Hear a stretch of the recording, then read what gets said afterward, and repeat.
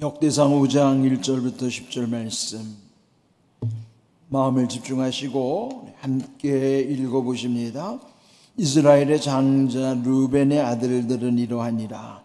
루벤은 장자라도 그의 아버지의 침상을 더럽혔으므로 장자의 명분은 이스라엘의 아들 요셉의 자손에게로 돌아가서 족보의 장자의 명분대로 기록되지 못하였느니라. 유다는 형제보다 뛰어나고 주권자가 유다에게서 났으니 장자의 명분은 요셉에게 있으니라. 이스라엘의 장자 르우벤의 아들들은 한옥과 발루와 헤스론과 갈미요. 요아의 아들은 스마야요. 그의 아들은 곡이요. 그의 아들은 시므이요. 그의 아들은 미가요. 그의 아들은 르아야요. 그의 아들은 바알이요. 그의 아들은 부에라이니 그는 루벤 자손의 지도자로서 아스루 왕 디글라필레셀에게 사로잡힌 자라.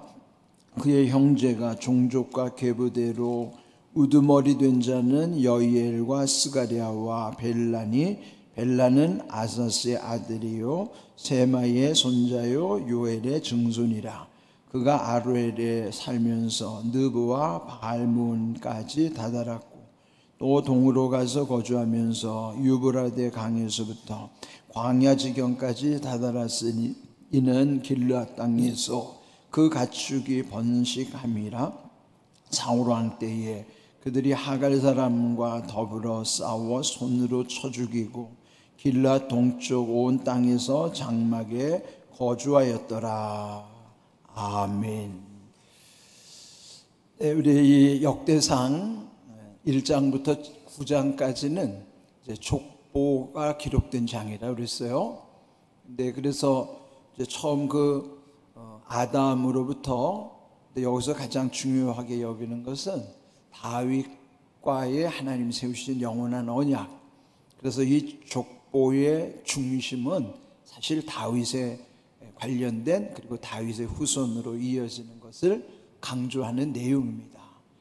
근데 이제 앞에 5장에서도 보면은 다윗이 속해 있던 그 12지파 중에서 먼저 유다 지파, 그러니까 유다라면은 야곱의 12아들 중에서도 네 번째 아들이에요.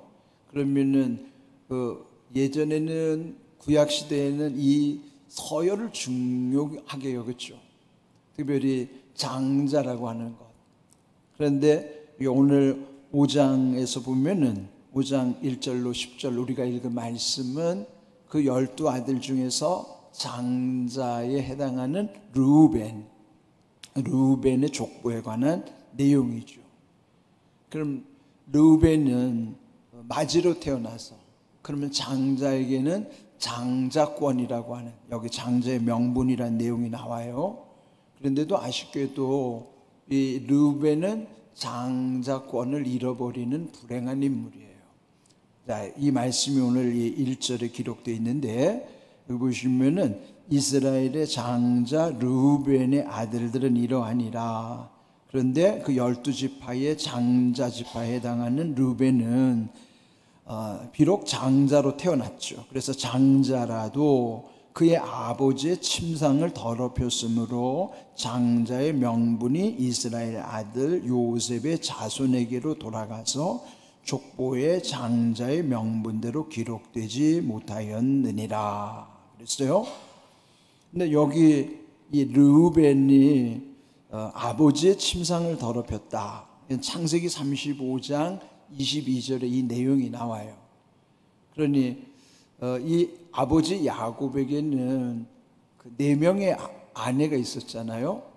그 4명의 아내는 물론 레아와 라헬이라고 하는 두 자매 그리고 그 각각에 딸려 있는 몸종들. 그러니 어찌 보면 이제 그 4명의 아내는 둘은 자매고 둘은 몸종에 해당하는. 그래서 그렇더라도 그 4명의 아내를 통해서 12아들이 거기서 나오거든요. 그런데 이 마지 르우벤이 그 아버지의 첩 실바라고 하는 아버지의 첩. 그래도 작은 어머니 해당하잖아요. 그런데 결국 아버지의 첩을 범하는 거예요.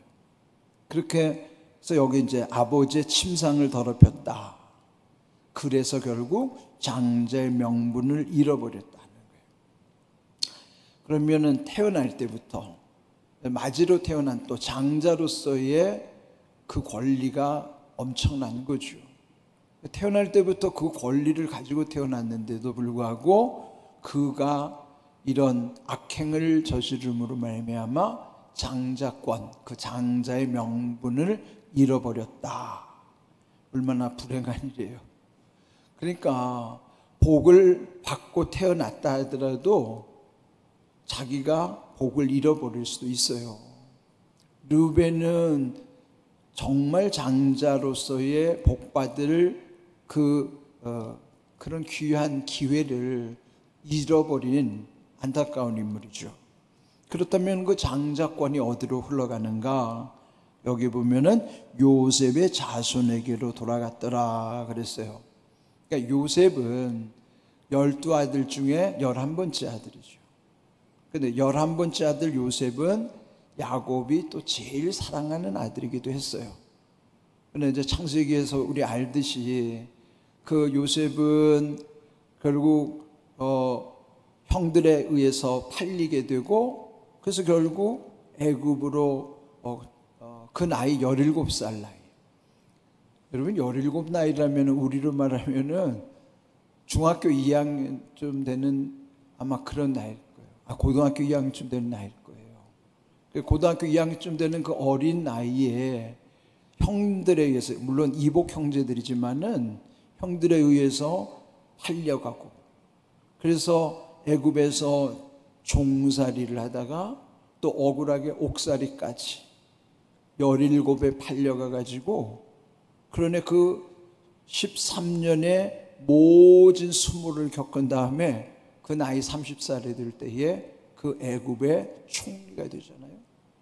그런 꿈을 잘 꿔가지고 결국은 하나님이 그를 형통한 자로 삼아주시는 내용이 나와요. 그런데 요셉이 애굽에서 얻은 두 아들이 있었어요. 그 아들이 므낫세, 에브라임이라고 하는 두 아들이에요. 그리고 이미 앞에서도 계속 강조됐던 내용이지만은 므낫세라는 첫 아들을 낳고서는 지난 세월의 아픔과 상처를 다 잊어버리게 하셨다. 그래서 잊어버림이란 뜻, 망각, 그 은혜예요. 그것도 과거의 상처를 잊어버리는 거, 그 은혜죠. 그런데 하나님이 그 아들을 통해서 이제 지난 세월의 모든 상처와 아픔을 잊게 하시는구나. 그래서 뜻이 므낫세가 된 거예요. 둘째 아들을 또 낳고는 이 에브라임이라는 뜻은 창성하다는 거예요. 앞으로 더 잘 될 거다. 그러니까 므낫세는 과거를 청산하는 뜻이 있다면 에브라임이라는 뜻은 미래가 열려진다는 의미예요. 그렇다면 우리 신앙생활은요, 므낫세와 에브라임이 연결돼야 되는 거예요. 우리 예수님을 믿으면 과거가 청산돼야 돼요. 지난 세월의 아픔, 내 안의 모든 상처, 내 죄, 이런 모든 저주, 이런 게 이제는 다 끊어져서 므낫세, 뭐예요? 잊어버리는 거예요. 그 다음에 무엇로 연결돼요? 에브라임, 그래서 뭐예요? 창성해지는, 미래가 열려지는 복. 그는 뭐예요? 잘 되는 복이에요. 그럼 과거가 청산이 돼야 미래가 잘 되는 것이지, 과거에 묶여 있으면은 미래는 열리지 않아요.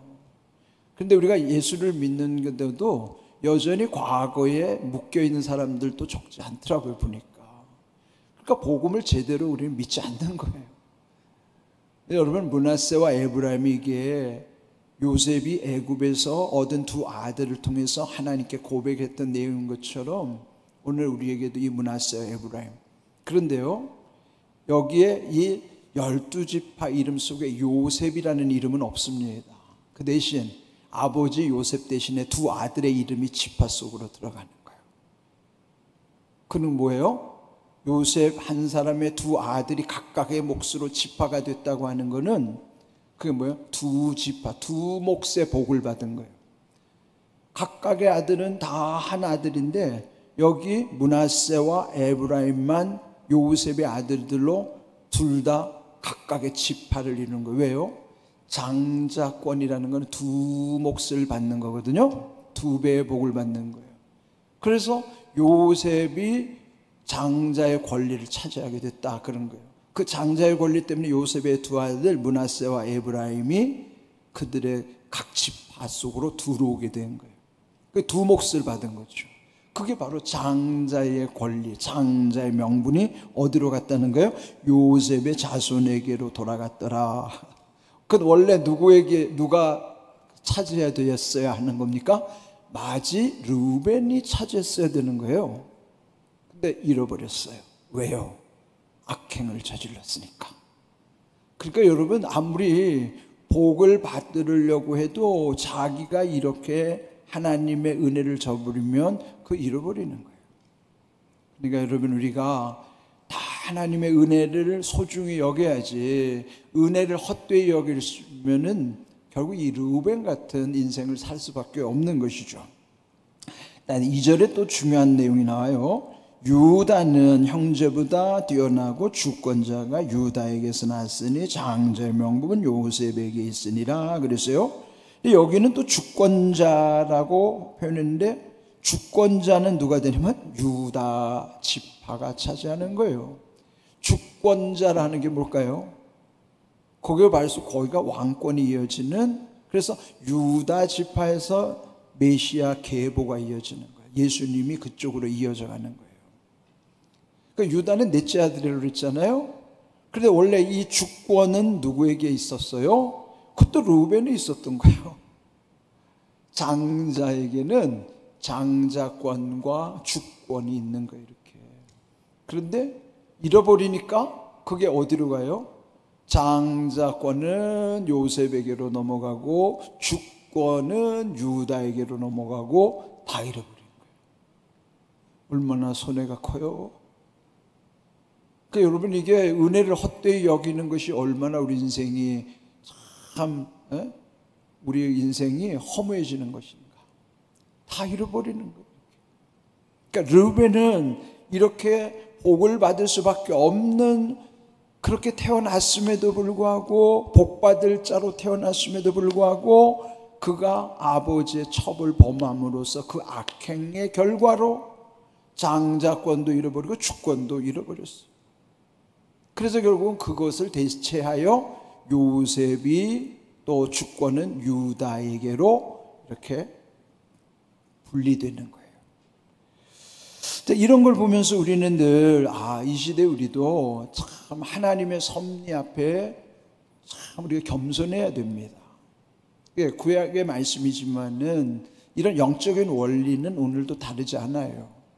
결국은 은혜를 아주 소중히 여기는 사람은 은혜가 점점 더해질 수 있지만은 결국 자기가 누리는 은혜마저도 소홀히 여기면은 결국 그것마저도 잃어버리는 어리석은 인생이 될 수밖에 없다. 그런 내용을 여기서 말씀하고 있는 것입니다. 자, 그런데 지금 여기 이 르우벤 지파는 다 잃어버렸어요. 요셉은 장자의 명분을 차지했어요. 유다는 주권자가 되었어요. 그래서 그 혈통 가운데 다윗 왕이 나오고 다윗의 후손을 통해서 예수 그리스도의 계보로 이어져 가는 것이죠. 근데 이 역대상이 결국 역대상 마지막 장이 29장이거든요. 마지막 장 29장은 다윗이 하나님께 성전을 건축하고자 하는 열망으로, 그런데 하나님은 다윗에게는 성전을 지을 것을 허락하지 않는 거예요. 그래서 결국은 자기는 하나님의 성전을 지을 재료만 다 준비하고 그는 나중에 자식 때, 그 솔로몬 때에 성전을 짓게 되잖아요. 그래서 하나님의 섭리가 그러하기 때문에 다윗은 그것을 받아들이는 거예요. 그런데도 하나님은 다윗의 마음을 귀히 여기신 거죠. 그렇게 하나님께 성전을 지어드리고 싶은 그 마음을 받으시면서도 그러나 그것은 너는 피를 많이 흘렸기 때문에 네가 성전을 지을 수가 없다. 그렇게 해서 결국 아들 때의 성전이 지어지지만은 그 마음을 하나님이 받으십니다.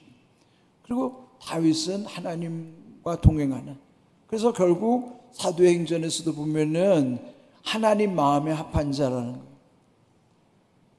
이새의 아들 다윗을 만나니 내 마음에 꼭 맞는 자라, 그를 통해서 내 뜻을 이룰 것이다. 하나님 마음에 합한 자라고 하는 엄청난 칭찬을 듣는 거예요.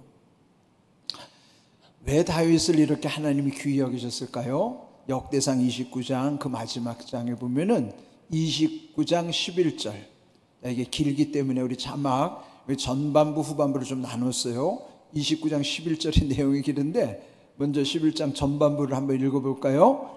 29장 11절 전반부 읽습니다. 여호와여, 위대하심과 권능과 영광과 승리와 위엄이 다 주께 속하여 싸우니 천지에 있는 것이 다 주의 것이로소이다 그랬어요.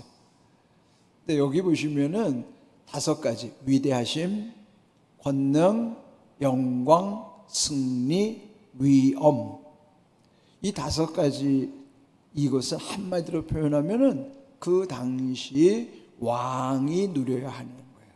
왕이 누려야 할 권리, 그래서 왕권이라는, 왕권. 그러면 다윗이 왕이니까 사실은 다윗이 위대하고 다윗의 권능과 다윗의 영광과 다윗의 승리와 다윗의 위엄이라고 그렇게 할 수도 있을 텐데, 자기가 왕이니까, 그런 왕권을 저는 지니고 있으니까. 그런데도 그는 자기의 왕권을 하나님께로 올려드리는 거예요. 이런 왕의 권리는 다 주에게 속하여 있다, 하나님께 속하여 있는 것입니다. 하나님의 것입니다. 뿐만 아니라 하늘과 땅, 이 천지에 있는 것, 이게 뭐야? 천지에 있는 모든 하나님 창조하신 것이 다 하나님의 것입니다. 하나님의 소유를 인정하는 거예요. 자, 다윗은 왕이면 그 시대의 왕들은 자기 위에는 아무도 없어요. 천상 천하 유아 독존입니다. 하늘 위 천하, 하늘 아래 유아, 오직 내가 독존, 홀로 존귀하다. 그 왕이 그런 거예요. 천상 천하 유아 독존이에요. 근데 다윗은 그렇게 여기지 않았어요. 왜? 천상, 하늘에 하나님이 계신데, 예? 천하, 이 땅의 모든 것도 하나님의 것인데, 자기가 왕임에도 불구하고 나의 왕은 하나님이십니다. 하나님을 인정한 거예요. 그 시대 왕들은 아무도 자기 위를 인정하지 않았어요. 근데 다윗은 자기가 최고 통치자임에도 불구하고 내 위에 하나님이 나의 왕이십니다. 그래서 모든 것이 다 하나님께 속하였고 천지에 있는 모든 것도 다 하나님 것입니다. 이렇게 고백하는 거예요. 그 다음에 후반부에 있는 말씀을 같이 읽어봅니다. 여호와여, 주권도 주께 속하여 싸우니 주는 높으사 만물의 머리심이니이다. 주권이 나오죠 여기. 주권이면 주인의 권리입니다. 앞에서 위대하심과 권능과 영광과 승리와 위엄이라고 하는 왕권도 하나님께 속했을 뿐만 아니라 주인의 권리인 주권도 내 것이 아니라 나는 주인이 아닙니다. 주권, 주인의 권리도 하나님께 속해 있습니다.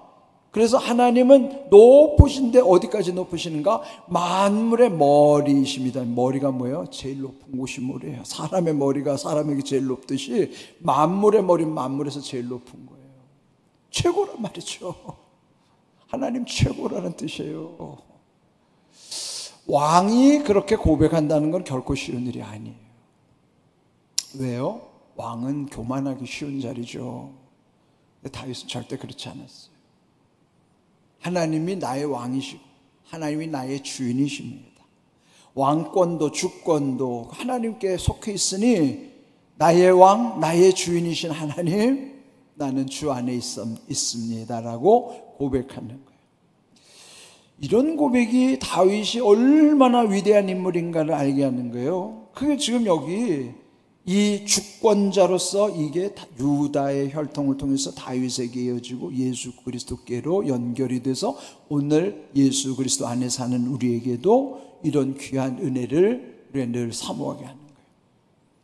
역대상 29장 11절 12절 말씀이 그렇게 중요한 거예요. 여호와여, 위대하신과 권능과 영광과 승리와 위엄이 다 주께 속하였사오니 천지에 있는 것이 다 주의 것이로소이다. 여호와여, 주권도 주께 속하였사오니 주는 높으사 만물의 머리심이니이다. 부와 귀가 주께로 말미암고 또 주는 만물의 주제가 되사 손에 권세와 능력이 있사오니 모든 사람을 크게 하심과 강하게 하심이 주의 손에 있나이다. 그게 그 다음 절 12절로 계속 이어지는 말씀이에요. 왜 다윗을 하나님이 귀히 여기셨는지 알겠죠? 그런 거예요. 다윗은 그렇게 겸손했단 말이에요. 왕임에도 불구하고. 여러분, 우리가 하나님 앞에 하나님의 왕권, 하나님의 주권, 하나님은 나의 왕이시고 그래서 나를 다스려 주셔야 되고, 하나님은 나의 주인이시기 때문에 그런 모든 것이 하나님의 은혜 안에서 나에게 흘러온다는 것을 인정하고 살아야 되는 거예요. 그게 겸손이에요. 이렇게 귀한 믿음으로 오늘 우리에게 늘 마음에 새기고 뿐만 아니라 오늘 여기 등장인물이었던 르우벤이 왜 그런 복을 다 잃어버렸는가, 이런 건 반면교사로 삼아야 되겠죠. 이런 다윗과 같은 이런 귀한 은혜를 우리도 그리스도 안에서 누리게 하심을 믿고 그 믿음으로 날마다 새 힘을 얻으시기를 주님의 이름으로 축복합니다. 아멘.